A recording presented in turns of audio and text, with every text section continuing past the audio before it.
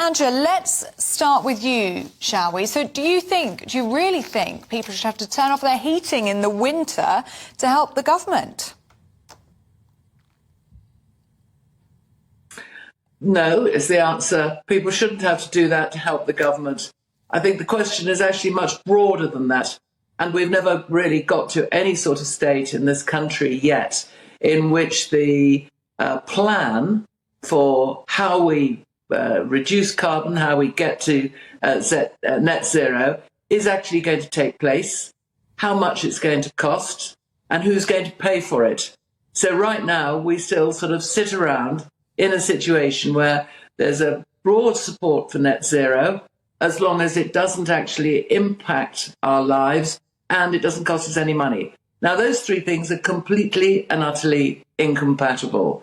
And until there is, as I say, a willingness from all political parties to address those points, we will just limp from one stage to another stage. We'll have, one big objection to wind farms over there, another big objection to putting in nuclear power there, another big objection to increase in our bills. So I think it is, as it has been for so long, just a whole question of the high-level policy and vision thing, but no reality of how to get there at all. All right, Angela, so but do you think, though, we should in some way be prepared to compromise?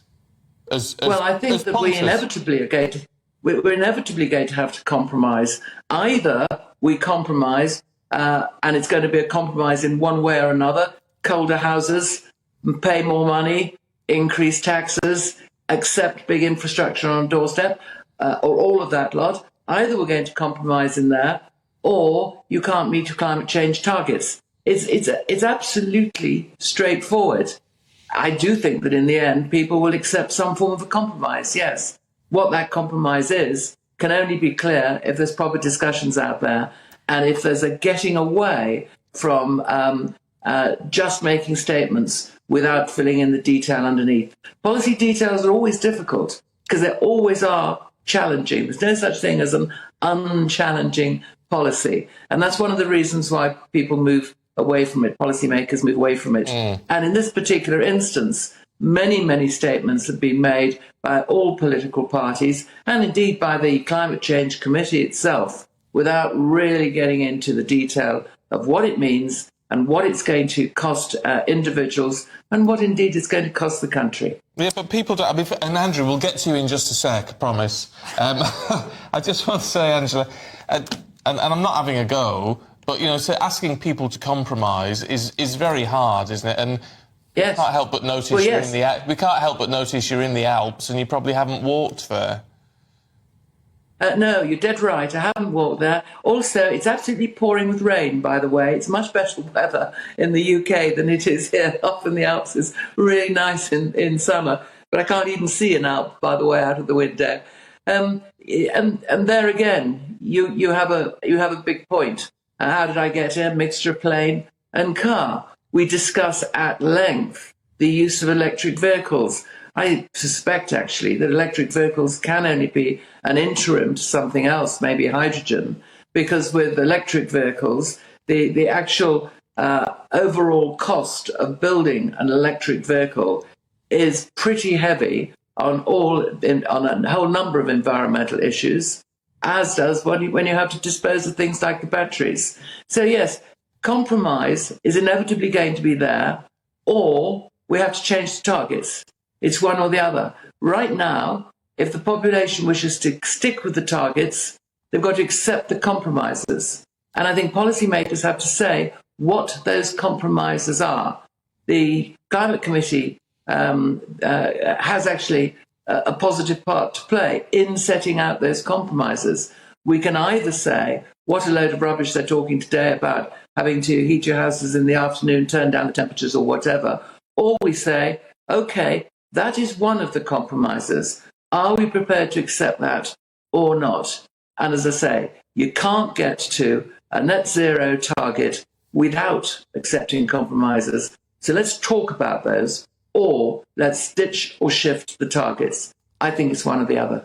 OK, Andrew, let's put that over to you, shall we? Do we have to compromise or do we have to change the target?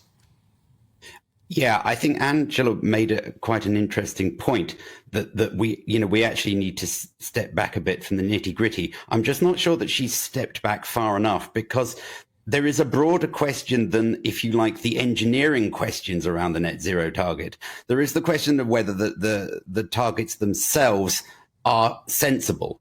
And the answer to that is that they're clearly not. It is clearly costing us much more to address global warming than the harm that global warming is supposed to cause us. I've seen one paper which analysed the cost of decarbonising the electricity system so far, and it's about twice as expensive as the damage that global warming is alleged to cause. So the policies are clearly irrational. So the answer to your question is, yeah, we need to look at the targets and just say, is this sane? And clearly they're not.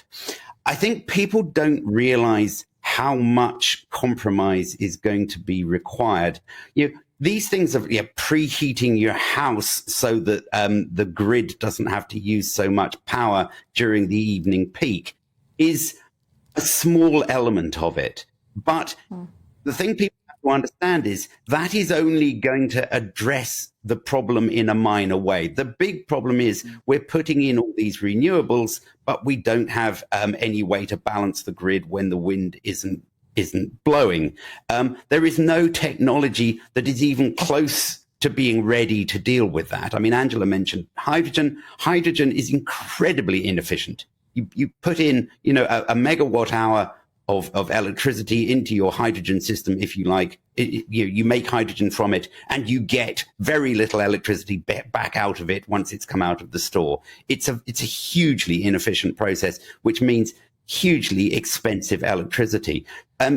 People just aren't going to be able to afford to heat their homes, when the wind isn't blowing, because you're not going to be asked whether you want to turn off your power. You're going to be, first of all, they're going to offer to pay you to turn off your power. But if not enough people take up the offer, then they are just going to switch you off. All your smart meters are connected, if you like, to central authority, which can say, okay, the choice is major blackouts, or we will just switch off people's fridges, switch off their EV chargers, switch off their central heating, and you just won't be asked at all. That's the world we're heading to, because policy has been driven by, if you like, virtue signaling. Politicians are quite clear about this. They say we're doing this to lead the way, because it's quite common knowledge now, if you like, that the UK emits very little of the world's carbon. We're 1% of carbon emissions. So if we completely decarbonize, it makes virtually no difference at all. And politicians say we should show other people the way. So this is a virtue signaling exercise for politicians. And all this pain that you are feeling now, and it's costing people a lot of money now, and all the pain that they're going to feel in the future, this is really just to make politicians feel good about themselves. It's a very sad state of affairs. Well, Angela, let's put that to you. Is this just virtue signalling? Oh, I think a lot of it is. I think that's where it all started. And I think sort of emotion, dare I say it, because I don't think anybody really thought through what are the costs and the consequences of high-level decisions and pronouncements that were being made. I think we're all actually in very similar positions over this. Let me just pick up the hydrogen question, if I may. I entirely agree with the hydrogen question. I was talking about hydrogen in cars, not hydrogen for generating electricity for the grid. And I'm one of those, actually, who believes that small-scale nuclear reactors is absolutely the way this country should go, regardless. It gives us an energy security that is very important for us. And I think will get even more important, because as the world takes a different view to globalization, and it takes a different view generally, especially in Europe, as to how it generates electricity and what it does about gas, unless we have a greater degree of self-sufficiency than we have on something that is absolutely reliable, which wind, of course, is not, then we will have the problems that have just been outlined of finding ourselves without power at certain times of the day, and there's absolutely nothing we can do about it. I have a son. One of my sons lives in Spain, albeit he lives in a part of a reasonably rural, not terribly rural, but reasonably rural part of Spain, and that is exactly what they have. They run out of electricity in Spain from time to time, and he will be perfectly, normal day, and suddenly find that they have no power whatsoever. And so he's looking at a greater degree of self-sufficiency for that particular reason. And our natural resources and self-sufficiency is generally a very important attention that now governments of all political persuasions need to pay attention to, along with reasonableness. And that is exactly where I think we all agree. What is it that we can reasonably expect to do? Should we reasonably look at making sure that we operate in a sustainable and use renewable way? And I think the answer to that is yes, but the emphasis is on reasonable costs, reasonable timescale, reasonable expectations, reasonable views of who pays what. And it sounds so boring to say, let's be reasonable. So it sounds much better to say, oh, let's do X or let's do Y. Yeah, well, look, reasonable is where we should all be. We've got to leave it there, but good to talk to you both.